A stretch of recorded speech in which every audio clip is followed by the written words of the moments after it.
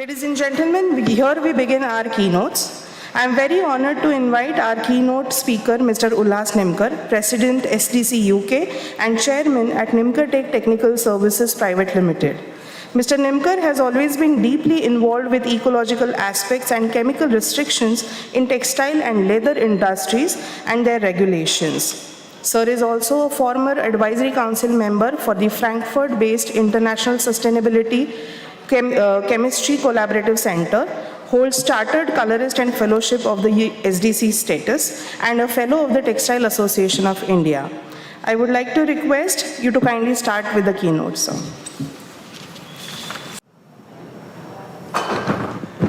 So good morning, and thank you very much for the kind introduction. It's nice to see so many students here now. Are you ready to listen to something new? Okay, so today I stand before you with two hats. My first hat is as the president of the Society of Dyers and Colorists. And I'm very happy to tell you that it is only exactly a week ago, last Friday, that I was actually honored and conferred with this medal at the societies in the United Kingdom. So I'm going to wear it today for the first official event after receiving this. So in 135 years, this is the second time that this medal has come to India. So I'm the second president in 135 years. Very brief background about the society. 1856 was a landmark year, before which all colors were from nature. 1856 was when Sir William Henry Perkin, the gentleman you see over here, in his old age, that was not when he invented, he was a young lad below 30 when he made this invention, that he invented the first dye stuff called movine. Movine is a purple color, that's the shade. And how did this happen? He was actually trying to synthesize quinine, and the reaction went wrong, and it spilled on the table, and then when he used a cloth to clean it, the cloth turned a brilliant shade of mauve and purple. And prior to that, mauve came from a very expensive source. So mauve is associated with the royal family. Only the royal family could afford mauve. After that, he set up his factory, and he was a millionaire before he was 35. And this is his photograph, which has become popular in his old age. Really, we should have another one from his youth, which is also there with the society. So, Society of Dyers and Colorists was established in 1884. But I must tell you a little bit more because it's very interesting. I myself learned this only last week. We think this is 135 years old. But prior to that is Clothworkers Association, which funded the society to start. That is from 1500. So it is over 600 years old. And prior to that is the Dyers Company, which is a company in London on the banks of the River Thames. And this is from 1150. So you're looking at over 1,000 years of coloration, and that's how the industry has grown. Today we have our headquarters in Bradford, and we are a membership organization. We have several categories of memberships, and I would welcome you to join and be a part of this community. My second role is as chairman of Nimkar Tech, which is a consulting company which is now managed by my daughter, who is the fourth generation technologist. She's a chemical engineer also from Leeds. She manages this, and that's her business. So these are ideas for you, all young students over here, that you can be entrepreneurs. Think on those lines. My younger daughter is a shoe designer. Also, she studied at Winchester in England, and she designs women's footwear now. So Nimkar Tech is providing services in training, in testing, and in strategy. Now, I want all of you to count. Will you count with me as I count down from 10? So let's start. 10, 9, 8, 7, 6, 5, 4, 3, 2, 1. 0. That's 10 seconds. Let's see what happened in these 10 seconds. $4,000 worth of damage took place in global economy only due to polluted waters. That's $13 billion a year. 119 tons of hazardous waste was added to the planet. 3,716 tons of fuel was consumed in 10 seconds. 2,000 tons of carbon dioxide was added into the atmosphere due to burning of fossil fuel. 3 children died of preventable diseases. 4 acres of rainforest, that's equivalent to 10 basketball courts, was destroyed. Besides that, 42 children were born, 2 people died, 1 billion did not have access, and so on. Now, surely this is not a sustainable world. And believe me, these statistics are from already 10 years ago. Things are going to be worse now. What is sustainable development? Probably all of you have read this official definition of the United Nations, the Brundtland Commission. Basically, it says development that meets the needs of the future while needs of the present without compromising the ability of future generations. In very simple words, it means we need to give back to nature what we take from nature. So to understand what is our ecological footprint, it's 1.7. What it means is that we are consuming 70% more natural resources than what we are allocated per year. So we are actually on EMI, we are taking from our next year's earnings 70%. So let's look at the Earth Overshoot Day. This is a day by which in the year we have finished using the resources that should have been used in that year. So in 1971, it was close to December. So that's when we used the resources more or less frugally and in an efficient manner. Today, that World Overshoot Day in this year is 28th of July. So 28th of July means that by 20th July, we have finished using the resources that we should have been using in the whole year. So we are already eating into next year's. At this rate, we are going to finish the resources. So we live in a world of super plenty today. Plenty of everything. Plenty of people, plenty of products, plenty of money with us, and the world is growing at a very, very rapid pace. Only 2 weeks ago, we crossed 8 billion. 8 billion. 8 billion, that's a lot. When my great-grandfather was born, it was 1 billion. So in just 3 generations, when we got independence, it was 3.5 billion. So in less than 50, 60 years, we have added. The last 1 billion was added only in 11 years. At this rate, where are we going to end? Can we sustain population growth at this speed? At the end of the century, probably we might cross 11 billion. Where will we get the food, resources, water, sanitation, everything? More people, of course, means more consumption, more business. So from that angle, it's good. But it also means more pollution, more waste that we can handle. During pandemic, I think all of us realized that when we open our wardrobes, we only used less than 5%, right? Everything was just lying there. All my suits were just there. Nothing was touched. We have excess of clothing, excess of footwear. And why is this? Somebody did mention this yesterday. It's thanks to fast fashion. Now, what is fast fashion? Let's try and understand. It means its fashion is all about design, production, and marketing strategy that focuses on creating very large quantities of clothing in a very short period of time. By using trend replication and low-quality materials, fast fashion provides a low-cost, trendy garments to the consumer. So the 4 elements are quick, it should be cheap, mass-produced, and trendy. I can recall in the early years when I started my career in the 80s, we had 4 seasons. Clothing was probably spring, summer, autumn, and winter, and so on. And then some you had in-between seasons like spring, summer, and you had autumn, winter, and so on. 6 collections or so. Slowly it increased, and there were other companies that came out with a collection every month. So you had every month a new collection, fast fashion companies. Then it changed. You had a collection every week. So every week you would walk into a mall and you would see a brand new collection, and the prices were exactly the same or prices came down. So it was very easy to buy. Today, you have a collection. There are companies which are producing new designs every single day, 365 days of the year. Now, that is going to be a bigger and bigger challenge. These are produced in factories which are mass-producing factories. Some of the companies I've mentioned over here who have been responsible in providing the world with affordable clothing. These are not necessarily all the names, these are just representative, but they were into the fast fashion. Today, if we look at the industry, it contributes 2.4 trillion. So it's a big industry. 8 billion people, of course, we need clothes. It employs over 300 million people worldwide. But with these good two positives, there is also a challenge because we have 2 to 8% of world's greenhouse gas production. We have 215 trillion liters of water that is consumed by the industry. So it's a water guzzling industry. Annual material loss is about 100 billion because we just waste so much. And of course, it accounts for a lot of microplastics. That is the newest challenge that is facing mankind.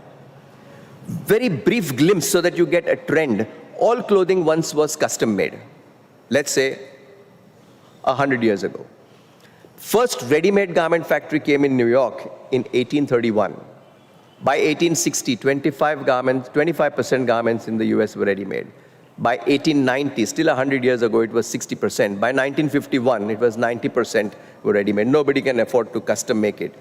Till 1980, clothing production was 1 in 10 jobs.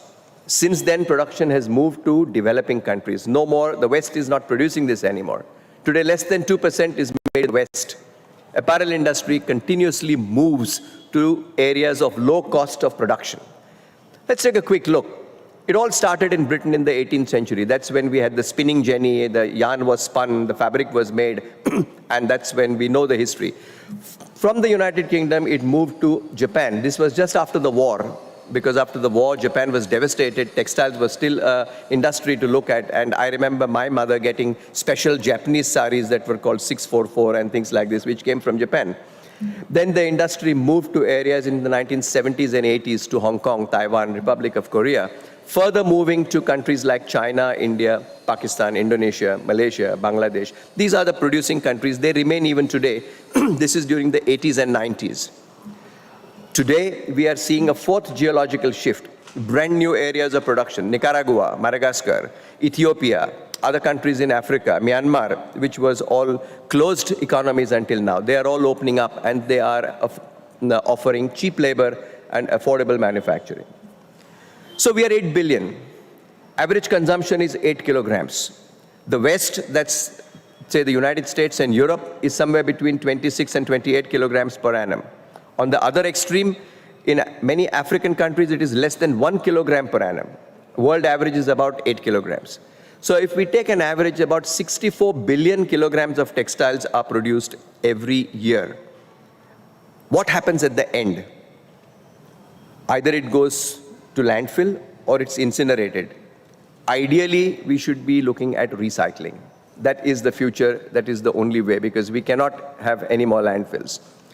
If you read the Ellen MacArthur Foundation report, the study shows that less than 1% is recycled today, in the real sense.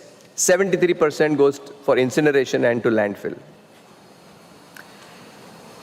Fast fashion impact on the planet. This is 59,000 tons go to single one port in Chile. A lot of it goes to other countries in Africa. A lot comes, over 100 containers come every week to a port in India, only for disposal. This is how you see landfills now all over. What happens to these? What is the final fate of these textiles is unknown today. Because what happens in these landfills, municipal landfills, they are not secure landfills. So the dyes and chemicals in them will also degrade. The fibers will decompose. They will leach into the same environment where we have rivers and soil and eventually into the sea. We will need chemicals tomorrow that break down safely. Today, breakdown of anything is almost not studied, in my opinion. Also, microfibers are entering the food chain. So I call this as a take, make, and dispose model. That's what we are operating today. So we have resource consumption, excessive water usage, energy inefficiencies, and indiscriminate use and discharge of chemicals that are used. What we need to move towards is a true circular fashion. You will see thousands of articles and you will see hundreds of innovations being advertised, but they are mostly lab scale, and very few have reached the scale of any kind of commercialization. Circularity, in its true sense, it should be a garment which becomes a garment again, and the waste has to become a resource. The BBC says that fast fashion is harming the planet, and it indeed is. Key points: high carbon emissions, poor labor conditions, water consumption, excessive land use, water pollution, microfibers, and wasteful resources. The study also shows that 60% of clothes are disposed in the first year, hardly used. And they expect 18.6 million tons of clothing to end up in a landfill. I want to take a quick look. This is for you to understand the time scale. And this is important because you need to think and understand the time scale. When did all this start? When did these problems start? How old are they? I'm going back 4,550 million years. This is since the planet was formed. The universe was formed 4,550 million years. Man has been around only for 1.8 million years. That's it. That's the human beings have been around for that long. And everything was good till 200 years ago.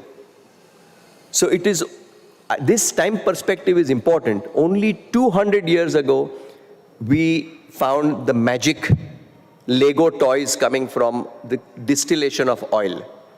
And from the crude distillation of crude oil, we got all the wonderful toys to play with: benzene, xylene, anthracene, naphthalene. As organic chemists, you got all these molecules to try and start building, like Lego, new molecules to bring about new things for the benefit of mankind.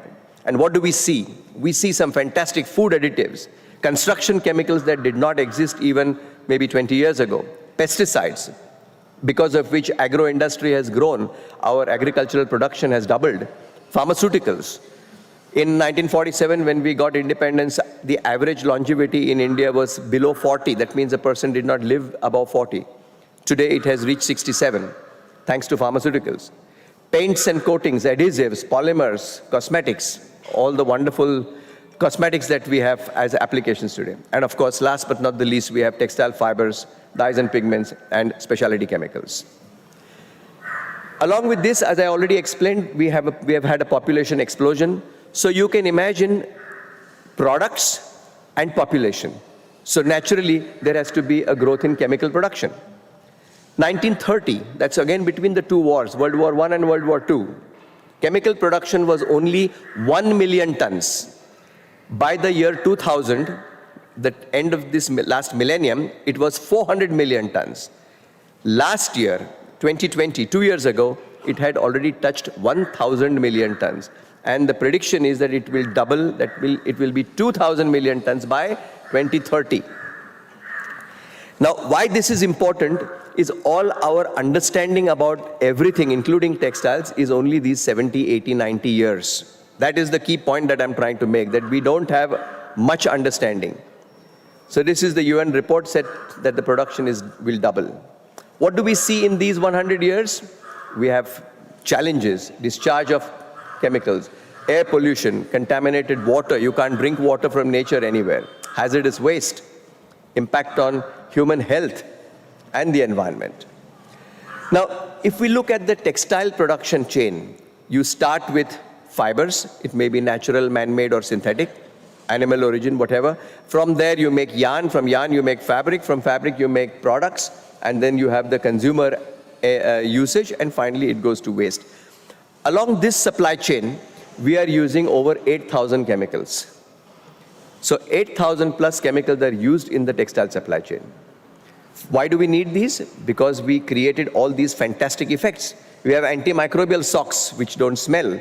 We have got oil and water repellent fabric, so I can go out and be in the rain, be in the snow, be in the heat. I have wrinkle-free shirts. We have soft absorbent towels. We have flame-retardant uniforms and others. And there are 100 different functional finishes, each requiring a certain kind of a chemical. The new challenge is that all our clothes that are produced in the last 50 years, now we realize that they are breaking down and they have reached the finest particles, which are now called as microfibers. They may be microplastics, they may be polyesters, or they may be even cellulosic material. And where do we find them? Unfortunately, they were found in the fresh snow that has fallen even in Antarctica and on the Arctic Circle. Fresh snow contains microplastics. They are found in human lungs, in breast milk, in human blood, and they have also been found in the remotest part of planet Earth. Just like Mount Everest is 29,000 feet high, it's about 6 kilometers plus. You have the Mariana Trench, which is 10 kilometers deep into the ocean. It's the deepest part. And at the bottom of the ocean, 10 kilometers down, they have found microplastics. So we have reached every corner of the planet already. It's no looking back. How has this been? What mitigation issues have been done over the last years? There has been laws, so governments have been coming with legislation. You have got eco-labels, so companies and governments have come with some criteria which define eco-labels. Different reputed brands have been coming with their own guidelines and their own criteria. And you have, of course, media and NGOs that are also bringing this to consumer awareness and trying to find ways to mitigate these issues. Today, the United Nations in 2015 at Nairobi, that I think year is wrong, it should be 2015, they came up with 17 Sustainable Development Goals. And these development goals are now being implemented in each and every country, including India. We are a signatory to this as well. Now, each one is a very big topic, and we have to break it down. Perhaps the textile production and manufacturing is in almost all these topics somewhere or the other, in some form or the other. We have to try and see these would be the guiding lights for our sustainability initiatives that we look at and see which are the textile-related issues in these sustainable development goals. Different tools are available for measuring sustainability. Whatever we do, we cannot progress unless there is a tool for measurement. So you have got, I've just put a few over here, like life cycle assessment we spoke about yesterday. You can measure your carbon footprint, your water footprint, resource utilization, energy, social responsibility.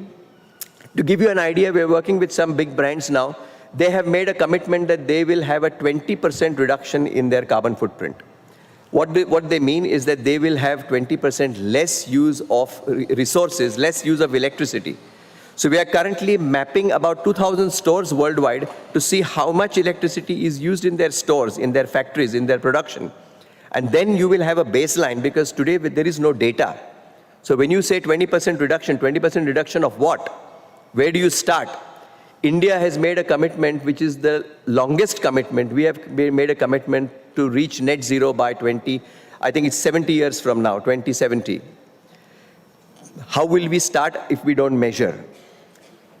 Now, I've picked up some of the points that were in your agenda over here. I've not covered all, but some of these so that, we can look at how they impact. I feel the material and design, both are going to be important, particularly from a circularity point of view. So just some examples over here. Now, this is the 3D manufacturing. They have taken new materials. They're looking at mushroom roots and biomass. How many of these will become commercial? How many of these will become viable? Only time will tell. But innovation starts like this. I mean, everything starts with a concept, with an idea. Here's another one. They have come with a garment which is fully recyclable. It is circular. Let me give you an example. I was at a conference once and there was a discussion on circularity. And incidentally, there was a German professor who was at the head. An Adidas shoe or a sports shoe, a Nike shoe, can you guess how many components may be in a shoe? Anyone wants to guess? Somewhere between 80 to 100 components are in one shoe. So the question is, how will you recycle this shoe? You cannot separate 80 to 100 components from one shoe. So there have to be novel thoughts of design. So the question I asked this German professor, and he thought for a while, he says, I think, he says, this was a thought, of course, we don't know what will happen. I think all components will have to come from a single chemistry, so that when we want to recycle, it would then be broken down into small molecules of the same chemistry. This is exactly what this brand has done. This article is made from nylon 6. So this is the first commercial thing. What I told you about was already 10 years ago at a conference. This is today on the net. You can try and look up. This is a circular series by this brand. I'm not sure how I want to pronounce that name, but it says Napapiri, right? And this is a nylon garment. Let's try and read this little bit, because the polymer is nylon 6, which is both durable and high performing, but is also easily recycled. The development process for the jacket was particularly long and challenging, as a number of components had to be designed from scratch For example, the insulation material and zips all had to be made from nylon so you can recycle the product. The only way we can do this is by thinking about the end of life of an article when we design an article. And this is where the role of designers will come in. So material and design for circularity, here's another example. How do you open up a garment? Now here are heat dissolving stitching threads. So automatically, if you subject the garment to a certain temperature, it will just split up into different components, which can then go for recycling. Such ideas need to originate from all the young minds over here. How are we going to recycle our material? Here is something else that somebody is working on, compostable material. That means you just put it in the soil and it degrades, it decomposes back to nature. So these are some experiments that are going on compostable materials. Here are new fibers. They were perhaps used at some time, but people are exploring pineapple. You've got lotus milk that is from the lactic acid. You've got bamboo fibers here, and you've got something that comes from the crab shells and so on. So idea is to produce sustainable fibers. Now, the definition of sustainable is also going to be a very, very big challenge because it depends on who funds the word sustainable. According to that, the definition of sustainability unfortunately changes, right? Let's look at product and processes. Here we have got a process which is coming using liquid carbon dioxide, supercritical carbon dioxide instead of water. Today they can only dye polymers, but perhaps it's a matter of time that we will have new innovations that will come. The one on the right-hand side is an Indian invention. This is by a professor at IIT Mumbai, and he is also experimenting with ideas and technologies using carbon dioxide. We have here which is called Dye Recycle. So this is a company that's actually taking old clothes and extracting dyes from old clothes. And we have another one which is EverDye. They have 2 new green solutions. So that everybody is looking at processes which will make things easier. Here we have an innovation. I had the chance of visiting this factory last Tuesday. So this is in Cambridge in UK. And they are making colors using microbes. So these are microbial colorants, which will degrade, decompose, and go back to nature without causing any harm. For all this innovation, we need funding. I don't think funding is a problem. The world is ready to fund. We need new brains to come with ideas. Any idea, I don't think money is a problem. If there is an idea, money is available. These are just a few foundations, but there is money for the asking, provided you have an innovative idea. Collaboration, we mentioned, is the key. I've just listed 4 organizations, but each of these is a collaboration in itself. ZDHC came to birth, ma'am mentioned, as about 10 years ago, in 2019 to be precise, where competing brands came together to address a common problem. Hague Index, which was developed by the Sustainable Apparel Coalition, is again over 200 brands, and they have come with a common goal. So collaboration is the key. The Microfiber Consortium is looking at the challenge of microfibers. Again, a group of brands that have come together. There are 100 such examples, and I think what we are doing is bringing education institutions together to address these issues, and education is, I think, the right way forward. Technology, innovative technologies, use of nanotechnology, a completely new, not so new, I mean, it's been around for 10, 15 years, but we are finding newer applications each day. You have got new technologies in denim. Instead of using stone wash and the conventional way, we use lasers today, and there are techniques to do coloration without the use of salt and without the use of water, using ozone, which is relatively safe. H&M, one of the funders, has funded this organization, which is in Hong Kong. It's in the Hong Kong Polytechnic, which can actually take a garment and recycle the garment to make it back into original. Another one where they don't use any water at all. So it's a bubble jet technology. So here, technological innovations. You have a black made from algae. Brilliant ideas. Last but not the least, we come to education and training. Universities have come around the world which are providing very focused education. Leuphana is just below Hamburg. The university has got a dedicated department of sustainable chemistry. You have the University of Lund, you have the University of Edinburgh and Oxford, all have got programs in sustainability, environment, and these areas, which are growing very, very rapidly. This is the newsletter that I got in my inbox yesterday morning, so this is as current as it can get. And you can't read it down, so I'll read it for you. This is the newsletter from Fashion for Good. It's an organization that's based in Amsterdam, and it says, before making, let me read it exactly. Our reminder this week and every week is to take a moment and pause before making a purchase and ask yourself 6 questions. Do I really need it? How many times will I wear it? How long will it last? Will someone be able to use it after me? Can the material be recycled? Could I make, borrow, thrift, rent, or swap for something similar? These ideas were unknown even 5 years ago. I don't think in Europe or anywhere in the world these ideas were even discussed. Second-hand clothes? No way. But this is going to be the need, this is going to be the next trend, and this is from yesterday's newsletter. From the same newsletter, there is a workshop that was held on 25th and 26th of November, that means 3 or 4 days ago, right, where they were teaching how to repair and rewear fashion at the Fashion for Good Museum. So you can see this kind of trends are coming, and perhaps this is the right way forward. There is no right and wrong here. Each one has to come up with ideas that will take us one step forward. We at Nimkar Tech are into education as well. We provide online training for chemical management, and in the last 7 or 8 years, we have trained over 15,000 factories in 60 countries.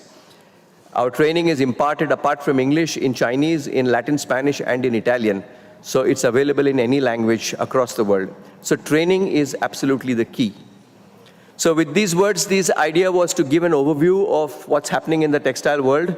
And as we go along to design our course, design our programs and our curricula, and as you enter the industry tomorrow, what to expect. These are just some few glimpses. Thank you very much for inviting me, and it's my pleasure to be here. Thank you.